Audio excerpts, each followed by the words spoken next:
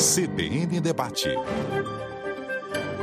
CBN Debate hoje com os convidados Arlindo Quinalha, do PT de São Paulo, autor da questão de ordem que impediu a instalação da comissão especial que analisa o projeto de lei que trata da privatização da Eletrobras. Isso na semana passada. E também com o deputado José Carlos Aleluia, do DEM da Bahia, que é o relator desse projeto de privatização da Eletrobras na Câmara, já que a comissão acabou sendo instalada mesmo nesta terça-feira, após uma reunião tumultuada em que a oposição também questionou a legalidade dessa decisão do presidente da Câmara de instalar essa comissão especial. Para a gente falar um pouco mais sobre esse tema, por isso convidamos os dois parlamentares. Deputado Arlindo Quinalha, eu queria começar com o senhor. Qual é a impressão que o senhor tem dessa comissão e, enfim, dessa privatização da Eletrobras como um todo? Bom dia. Bom dia, Nonato. Bom dia, Cássia. Bom dia aos ouvintes. Bom dia, Aleluia. Primeiro, a questão central, que é a privatização em si. Nós temos no Brasil o chamado mercado regulado e o livre. O regulado é aquele do qual todos nós participamos, é 75%, e, portanto, é este o foco principal daquilo que eu estou analisando. Por quê? Toda vez que se constrói uma usina hidrelétrica, porque no Brasil o sistema é hidrológico, não é isso? Tem um preço de investimento e com o passar dos anos você vai pagando aquele investimento e o preço da energia cai. Com a privatização, a primeira consequência vai ser a elevação da tarifa de energia para o consumidor do mercado regulado. Por quê? Vai ser possível fazer a tal descotização, ou seja, aqueles contratos antigos que foram feitos ainda no governo Dilma, eles serão anulados e, portanto, o preço será praticado de acordo com o mercado livre. Não haverá mais a regulamentação. Eu vou dar um exemplo concreto de como que isso já funcionou até na construção de energia. Aí diz respeito à intervenção do agente estatal no mercado. Quando no governo Fernando Henrique era proibido que as estatais participassem de leilões, não havia deságio quando havia leilão. Só a iniciativa privada participava. Quando, através de alteração feita no governo Lula, as estatais passaram a participar, eu vou dar exemplo de duas usinas do Rio Madeira, a Santo Antônio e Jirau. A Santo Antônio, ela, quando do levantamento dos estudos, tanto para Santo Antônio como para Jirau, deputado, o preço era de 140... Desculpe. Só para a gente equilibrar aqui o tempo, eu queria passar a palavra para o deputado Aleluia, para a gente ouvi-lo na defesa dessa privatização. Pois não, deputado Aleluia. Bom, em primeiro lugar, o termo correto é reestruturação. O que ocorreu com a Eletrobras? Nos últimos 5 anos, o patrimônio líquido da empresa desabou de quase 80 bilhões para a faixa de 40 bilhões. A empresa estava se dissolvendo.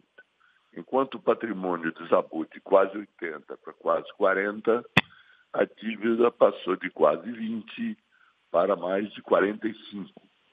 Portanto, a empresa estava em caminho da falência.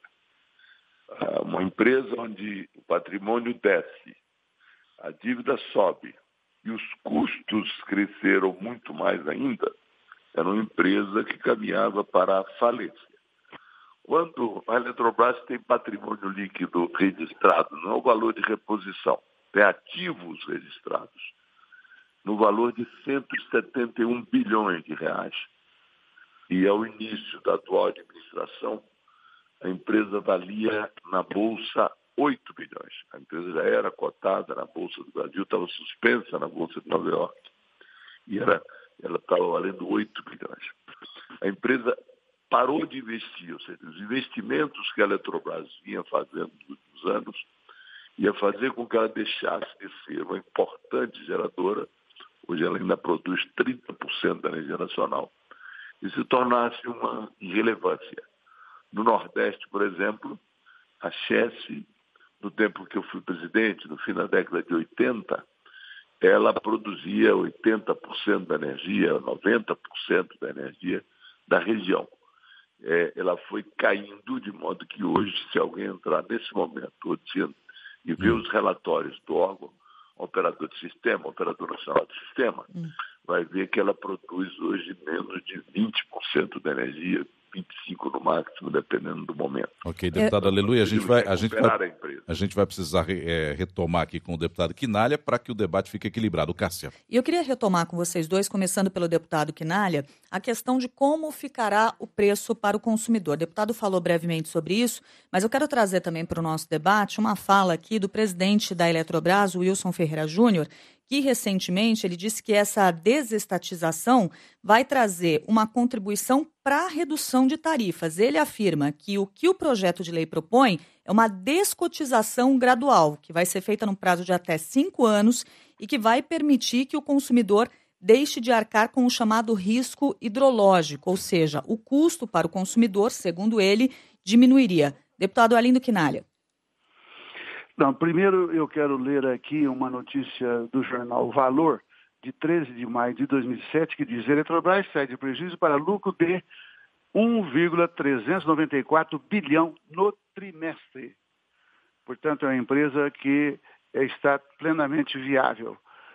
Segundo, nós estamos na contramão do que faz o planeta, porque países sejam de grande extensão territorial, ou que é operação de geração hídrica, como China, Brasil, Canadá, União Soviética, aliás, os Estados Unidos, Rússia, Índia e Noruega, todos têm controle estatal por um simples motivo. A própria Europa prepara a legislação para impedir aquisições de empresas por chineses, que é o que está acontecendo no Brasil.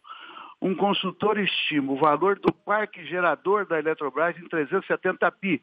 O governo quer vender por arrecadar 20 bilhões. Com referência ao preço da energia, é claro que eles não vão dizer que vai aumentar. Agora, ele confirma o que eu disse antes, vai haver descotização. A descotização, eu estava falando exatamente nesse momento, é o que permite você anular contratos que estão regulados e passar para o mercado livre. Bom, isso é o chamado monopólio natural. 3 empresas que controlem 3 hidrelétricas, ou uma empresa que controla 3 hidrelétricas vão fazer o preço que quiserem.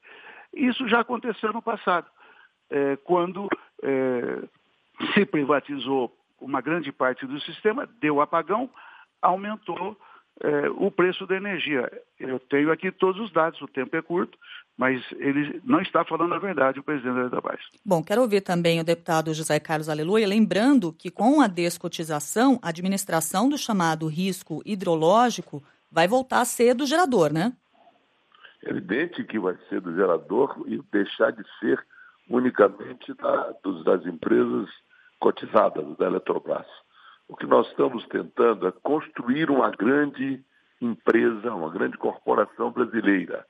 A Eletrobras não vai ter chinês controlando.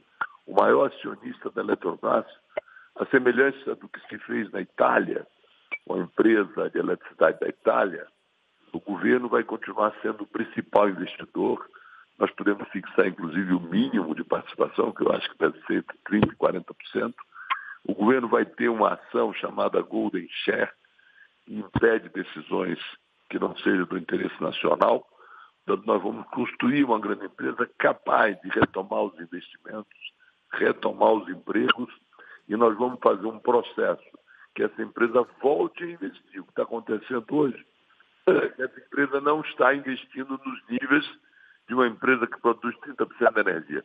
Portanto, se continuarmos com o modelo atual, que é um modelo que destrói o valor da empresa, a empresa não gera, não produz valor, a empresa está produzindo prejuízo. Esse lucro que se refere é um processo de recuperação.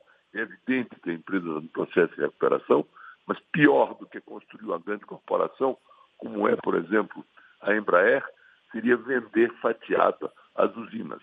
Isso nós não vamos fazer.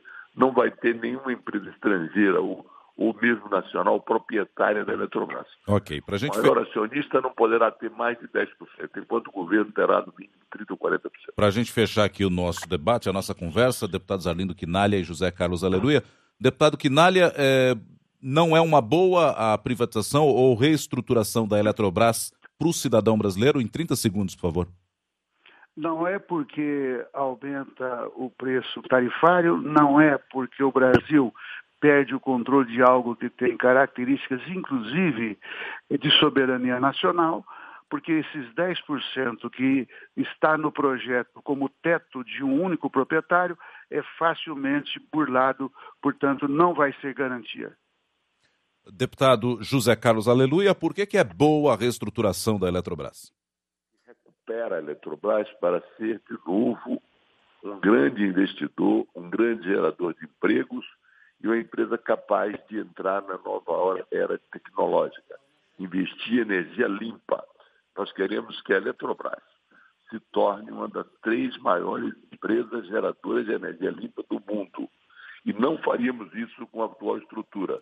Nós faremos sim com a Eletrobras brasileira, com o governo sendo o principal investidor e que seja capaz de produzir energia a preços mais baixos. Quanto à tarifa, o que pesa na tarifa do Brasil, basicamente, são os encargos. E esse modelo vai reduzir os encargos. Muito obrigado aqui aos 2 parlamentares, Arlindo Quinalha, do PT de São Paulo, José Carlos Aleluia, do DEM da Bahia, discutindo aqui com o ouvinte da CBN, trazendo as impressões deles sobre a privatização da Eletrobras, ou reestruturação, como chamou o deputado Aleluia, para que você, ouvinte, também possa formar a sua opinião a respeito desse tema, já que ontem foi instalada a comissão especial que vai analisar esse projeto. O governo do Palácio do Planalto conta com essa privatização para incrementar o caixa do Tesouro nesse ano. Há uma expectativa de arrecadação de pelo menos 12 bilhões de reais com essa proposta de privatização da Eletrobras.